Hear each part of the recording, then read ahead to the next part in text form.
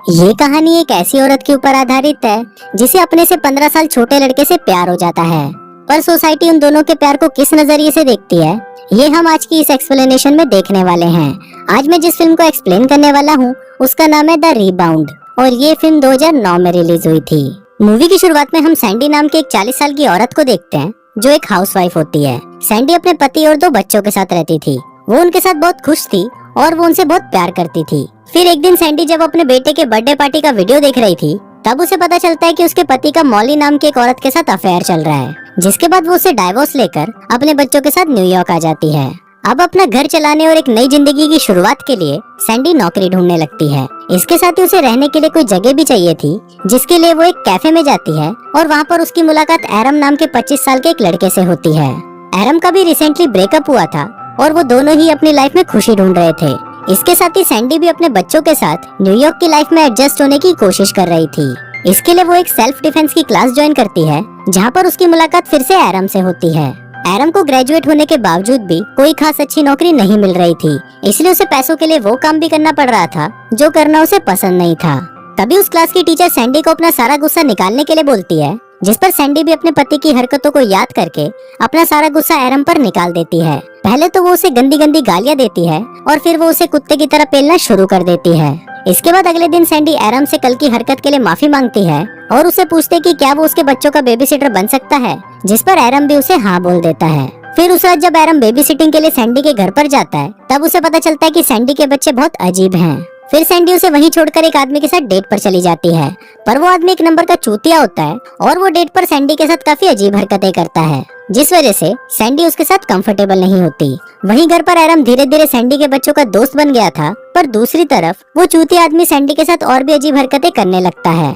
अब सैंडी इन सब चीजों से काफी परेशान हो जाती है और वो वापस अपने घर पर आ जाती है। घर पर एरम ने बच्चों को सुला दिया था। वहाँ पर सैंडी एरम को अपनी खराब डेट के बारे में बताने लगती है और एरम भी उसकी बातें सुनते हुए रात को वहीं रुक जाता है।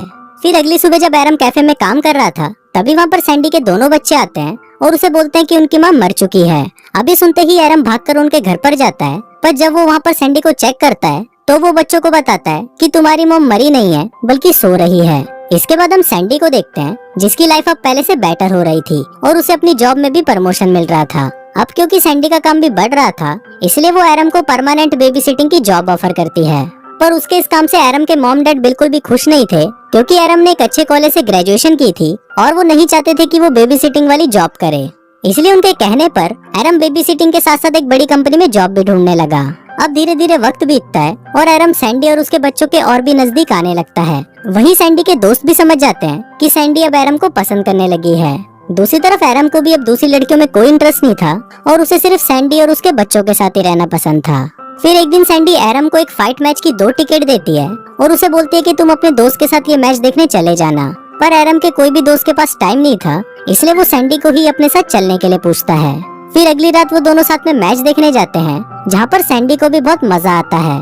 फिर कुछ देर बाद एरम के पास एक आदमी आता है जो एक बहुत ही बड़ी कंपनी का सीईओ था, जहाँ पर एरम इंटरव्यू देने गया था। फिर उन दोनों की बातों से सैंडी को पता चलता है कि एरम को उस कंपनी में नौकरी मिल गई थी, पर एरम ने बेबी सिटिंग के लिए वो नौकरी छोड़ दी। इसके बाद एरम सैंडी को बताता है कि पहली बार उसे कुछ करने से खुशी मिल रही है और उसे सैंडी और उसके परिवार के साथ रहना बहुत पसंद है। तभी हम देखते हैं कि मैच के दौरान एक बॉक्सर आकर सीधा एरम के ऊपर गिर जाता है, जिससे उसको बहुत चोट लगती है।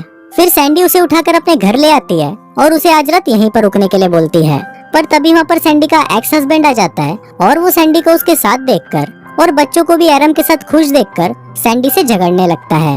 वो उसको बोलता है कि वो चाहता है कि सैंडी वापस उसके पास आ जाए। फिर बच्चों को सुलाकर एरम जब वापस बाहर आता है तो वो आदमी एरम को वहाँ से जाने के लिए बोलता है, पर एरम वहीं रुक जाता है और वो सैंडी को उसके दिल की बात कहने के लिए बोलता है। अब सैंडी वो बातें बोल नहीं पा रही थी जो उसने उस दिन सेल्फ डिफेंस की क्लास में बोली थी, पर जब एरम उसी की बातें वापस बोलने लगता है तब सैंडी भी उसके साथ वही बातें बोलना स्टार्ट हो जाती है और वो अपने एक्स हस्बैंड को गंदी गंदी गालियां देने लगती है। सैंडी ने अपने हस्बैंड को वो सभी बातें बोल दी थी जो कई सालों से उसके दिल में थी। फिर अपने पति को वहाँ से भगाने के बाद सैंडी एरम को बोलती है कि कल वो उसे अपने साथ डेट पर ले जा रही है।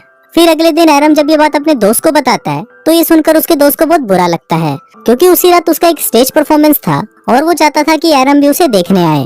अब एरम अपने दोस्त को नाराज नहीं कर सकता था, इसलिए वो शाम को सैंडी के साथ उसका शो देखने के लिए आता है। शो खत्म होने के बाद वो सैंडी को अपने साथ एक पार्टी में ले जाता है और वहाँ पर वो दोनों एक दूसरे के करीब आने लगते हैं। पर तभी वहाँ पर एरम को उसकी एक्स गर्लफ्रेंड मिलती है और वो उसे बोलती है कि वो उसके पास वापस आना चाहती है, पर एरम उसे इग्नोर कर देता है और वापस सैंडी के पास चला जाता है। पार्टी खत्म होने के बाद वो दोनों घर पर आते हैं और साथ में एंजॉय करने लगते हैं। तभी वहाँ पर सैंडी का बेटा उन्हें मजे करते हुए देख लेता है और फिर अगले दिन एरम खुद ही सैंडी के दोनों बच्चों को उसके और सैंडी के रिलेशनशिप के बारे में बता देता है। दूसरी तरफ सैंडी भी अपने दोस्तों को अपने रिलेशनशिप के बारे में बता देती है, पर उसे ये काफी अजीब लग रहा था कि उसे अपने बच्चों के बेबी सिटर से ही प्यार हो गया था। फिर अगले दिन एरम सैंडी को अपने मॉम डैड से मिलवाने उनके घर पर लेकर जाता है, पर वहाँ पर सैंडी एरम की मॉम की हरकतों से समझ जाती है कि उसकी मॉम को उन दोनों का रिलेशनशिप पसंद नहीं है। पर सैंडी को उससे कोई फर्क नहीं पड़ा क्योंकि एरम उससे और उसके बच्चों से बहुत प्यार करता था।